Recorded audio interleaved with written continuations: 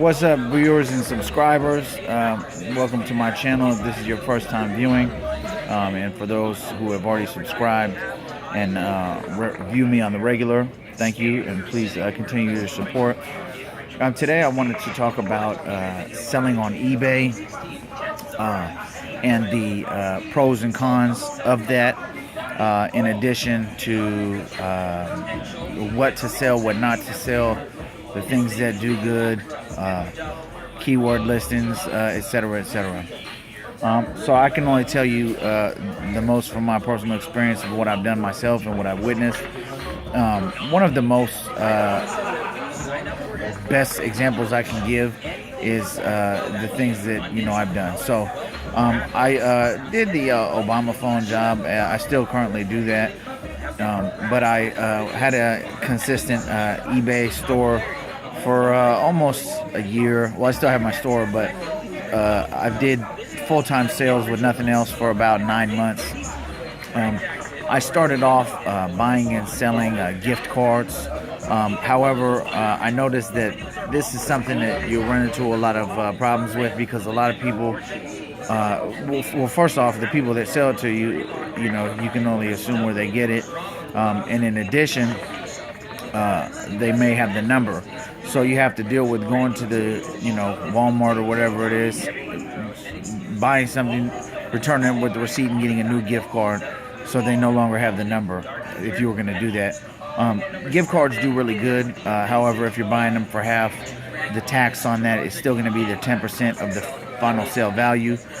So if it is, if you are selling, let's say a gift card for $250, which is, I think, the average full price of a gift card at a retail store, this will be a $25 eBay fee, and then with another 5% of $250. So it would be what, $12.50. So $37.50 is what you would pay. Now, if you're only paying, half, or if you're only getting half because you paid half the value, so you're still going to pay $25 on $125. So, as I said, I started with that. And also in addition to that, a problem with that is that a lot of people, they'll hack into other people's eBay accounts, buy it, and then get you to, or try to get you to send your, the pin to the eBay, or the card number, which you can purchase things online and it's untraced. They want you to send it to them digitally through an eBay message, which is extremely foolish. Don't do it. They just want to buy things, and then they've hacked into the account, and if you give it to them, then you're out the money, because the person, that whoever's account it is going to file a claim. So anyway, so I seen that there was a lot of drama going on with, this particular item that was selling. So a friend of mine, he was a full-time eBay seller, and so, he had a great deal of experience. I think the previous year to the year I started doing it, he was making about $50,000 a year, or $40,000 to $50,000 a year. And this is when I got introduced to what's called thrifting, okay? So thrifting is when you go into thrift stores, whether it be, Salvation Army, Goodwill, and various local thrift stores, secondhand stores, used goods, stores, and, buying things at a discounted price. And at this time, you would be surprised at some of the things that people would buy that were used. I swear I sold junk for 9 months. I mean, some stuff was good, but a lot of stuff I wouldn't have never bought it, but certain things go. For example, I think one of my first good buys was a keyboard. It was a Yamaha PSR something rather. I bought it for $75 and I sold it for $500. Okay, so it sold within a day or two of me posting it. That was a great one. Jordans, the numbers, they always go good. Sony remote, it's like a universal remote. I sold that for like a couple $100 or something like that, and I bought it for like $10.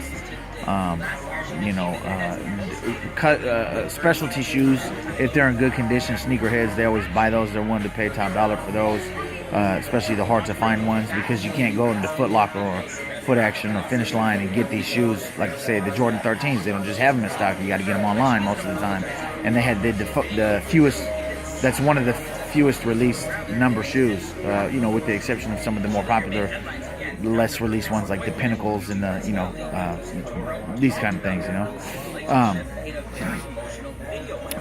Anyway, I started selling full time, buying and selling things from thrift stores.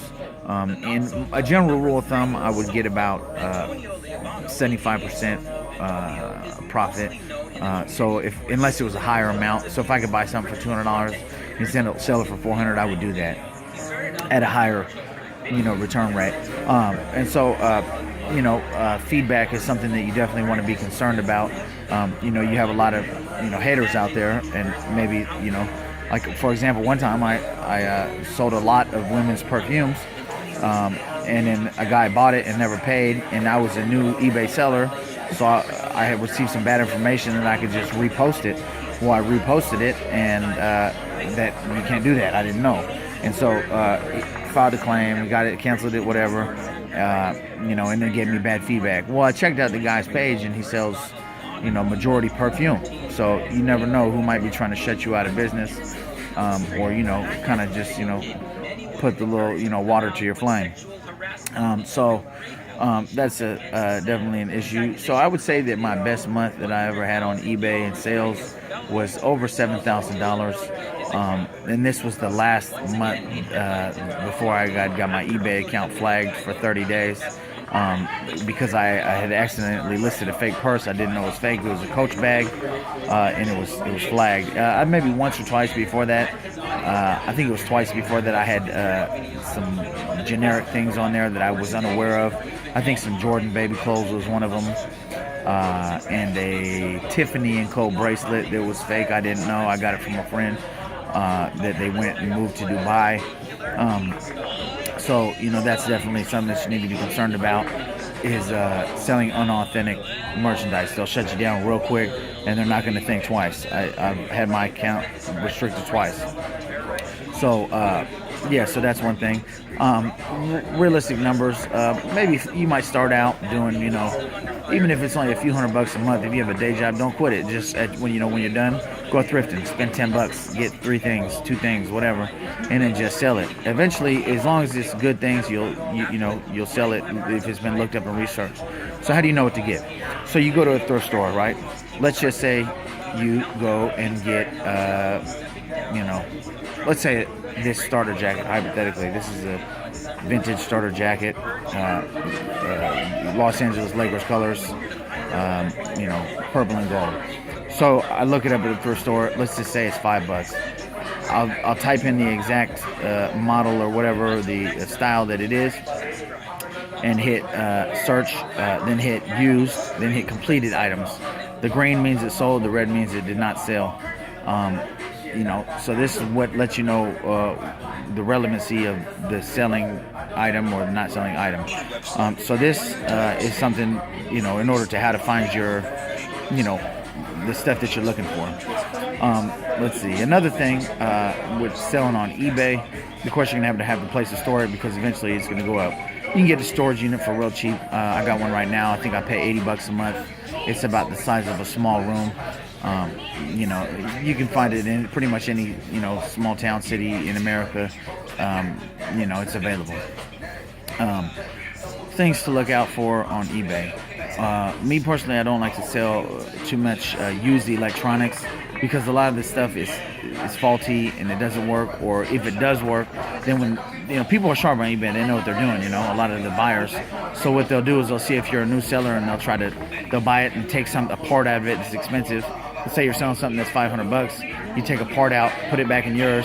Say it doesn't work, you request the money back, send it back to them, and then the buyer is now out the money and the working item. So there's a lot of drama with that as far as that goes.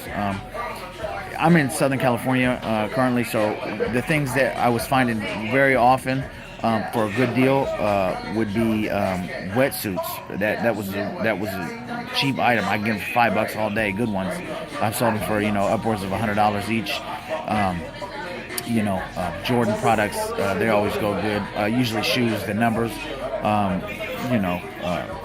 Clothing. I did a lot of clothing. I've done a lot of just miscellaneous stuff, remote controls, things like that.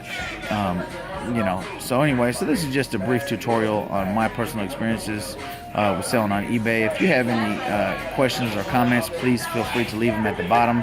I'll try my best to answer them to the best of my ability. Please like and subscribe. I try to cover everything on my channel, from pranks to interviews to informative videos, etc., etc. Anyway, I thank you for viewing my video. You guys have a great day. Please hit like and subscribe, and also please share this video. Thanks so much. I'm out. Bye-bye.